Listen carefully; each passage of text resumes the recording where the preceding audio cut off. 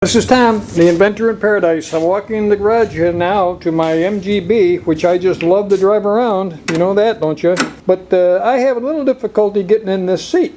I did have anyways before I corrected it.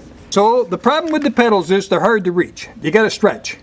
You got the seat back so you can get in and out comfortably, but now you got to stretch your foot all the way down there in that wheel well to find out where the pedals are. The clutch pedal, you want to push all the way. You want to have it go to the floor. You want to engage that clutch. You don't want to be slipping on it. We have enough things to do without putting another clutch in the car. And the brake, look how close the brake pedal is to the gas, the accelerator. Now I've got that accelerator wrapped with just a little bit of thin rug material I scavenged from someplace. And I did that because I drive barefoot quite often here in Florida. And that metal accelerator gets a little warm, and it just feels more comfortable with the fabric on it. And the reason I'm barefoot is if I have flip-flops on or sandals, I can't maneuver my foot off of that brake pedal between the brake pedal and gas pedal way too close together, and the depth of the pedals are almost identical. It's so easy to slip your foot off of that brake pedal and hit the accelerator. Guess what? That isn't the thing you want to do when you're trying to stop a car.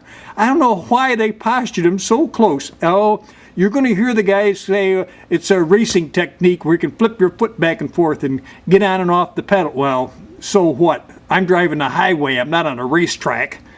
So the solution is to put a block of wood on there. Now, it may not look it in this picture, but that brake pedal is higher towards me, closer to me, than what the accelerator is. So there's a major gap. And I've got that brake, I keep my cylinder pumped up pretty good. It's always full of fluid. And look I can push it. When I go, I went maybe an inch and a half, and I'm solid. So I'm not threatening the other pedal at all. My foot that's on here, and if I'm off a little bit, I never touch that accelerator. Very safe. Much better than what they originally had it. The clutch, obviously, is better. If you can bomb the clutch when you're shifting, that is a good deal. That's kind of what you want to do. So how did I make those blocks? Well, I just took 2x4s. And I had spare pedal pads, the little rubber that's on the metal brake pedal and on the metal clutch pedal. They kind of peel off. But I had spares. I had old ones that were kind of weathered, and I put new ones on, hoping that would have helped the situation. But it still had trouble with those pedals. So I took one of the older ones, and I just traced the contour on the side of a block of 2x4 so that I could cut it so it would shape and fit on the pedal. You know, the pedal isn't flat. It's got a little curve to it. So you want it to nestle on there correctly. You don't want it rocking back and forth on a high point or off to the center or something so it wiggles, threatens popping off of there. You want it nestled down correctly, and then you want the surface where your foot is, you want that nestled down. After I cut them and sanded them and got them so they matched the pedals just the way I wanted, the top surface towards us where the foot goes on, I took a rasp and kind of galled that surface up so it's a little, say, rough and granular, so that my foot doesn't slide off it, or the bottom of my flip-flops or sandals don't slide off. It's a little more abrasive, let's say that. But sanding it isn't going to do it. You want to take a file or a rasp with just the rawest, ugliest looking thing you got and chew the hell out of it. That way it'll stay rough for a while. To secure it, what I did was I drilled holes through the metals of the pedal first. Just 2 holes each pedal. One up high at, say, 1 o'clock, one down low at 7 o'clock. Kitty cornered from each other, far enough from the backboard, the spine of the pedal, so that you can get a screwdriver in there, you can get a tool in it, but you gotta drill it from the top side. And you should have a block of wood behind those pedals to hold them stiff in posture as you're pressing that drill into the metal. Now, here's the secret. I always like to buy the most inexpensive drill bits I can get.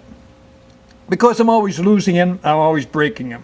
If you got a 1/8 inch drill bit, 9 times out of 10, you don't wear it out, you snap it out.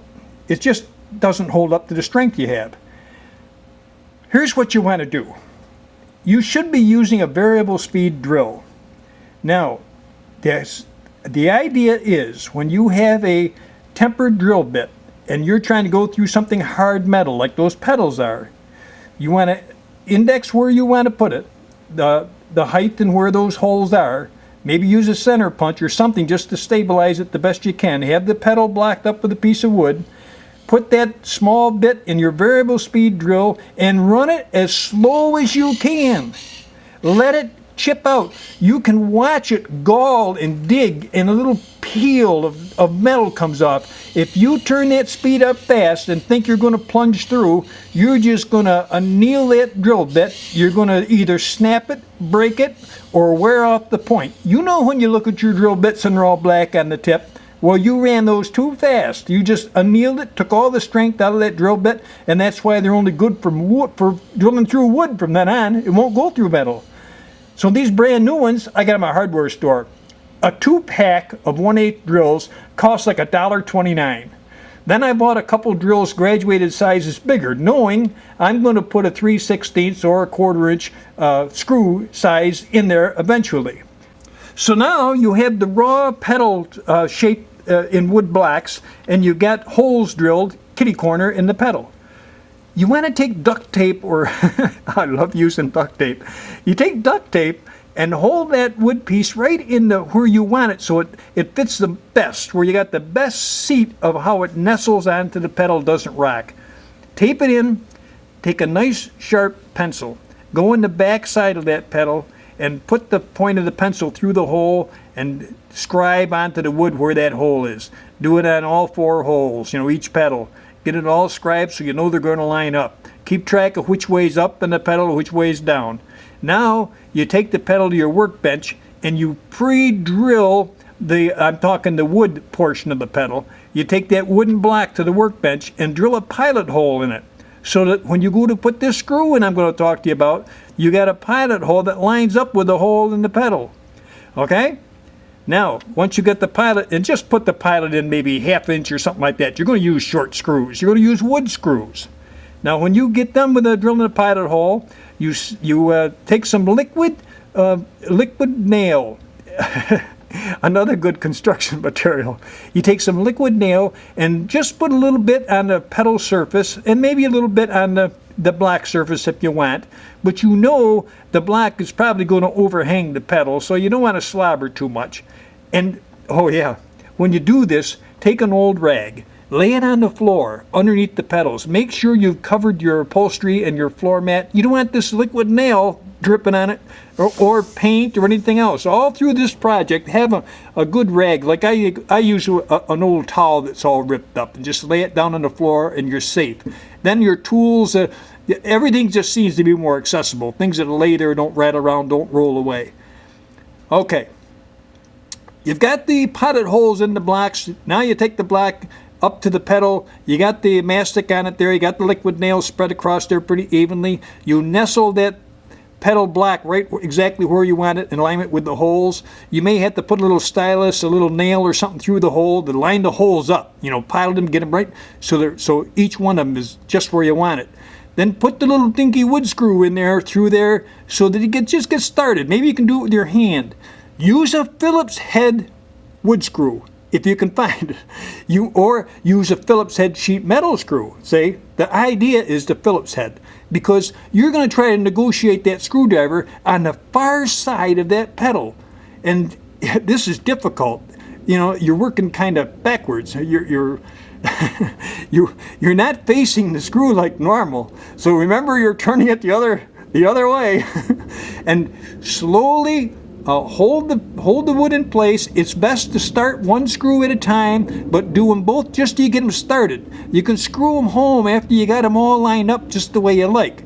Now draw it down and leave them alone. Let it cure overnight. Let that liquid nail stick that wood to the pedal, and you've got the screws on there. Now, the reason you want to do it this way and not jump the gun further is you don't know if you're going to be comfortable with that size block on how you're reaching, how you get in and out of the car, how your foot maneuvers. You gotta have it right. So you try it this way. When you get the pedal just the way you think you want it, if you got the right height or you feel comfortable with it, You want to take an old screwdriver or a chisel and just put it, sliver it right in between the surface of the pedal and the bottom of the wood block. Just give it a little love tap, and after you take the screws out, right? You remove the screws first. Now you do this and you chip the wood off of it. It'll come off. That liquid nail will release if you do it. We're talking about doing it relatively soon. Now you can fasten it home forever if you feel so inclined. I haven't done this procedure yet. I did it on my other car, but I haven't on this because the thing is that liquid nails just got on there so tight, and I'm happy, so I'm leaving it alone. But you can take the wood block off, turn it upside down on your workbench, and drill those holes right through the wood. And on the foot side, where the foot is going to touch the wood block, you want to countersink that. And then you get flathead screws, flathead machine screws, small diameter. Put it right all the way through the wood block, through the pedal, and put a nut on it. Draw that down. Now you've got something that's really secure. You're not going to have to worry about the liquid nail ever giving up. You got it secured on there with a bolt and nut. Now you got things just the way you like them. Now you can really enjoy your MGB. You can open the door, sit down on a nice sheepskin cover, seat there, and swing your feet in. You miss the steering wheel nicely. It's not a struggle to get in. And when you start the car up, your foot goes down to that clutch pedal and you bottom it. That clutch pedal goes all the way to the floor. You're not burning out the clutch.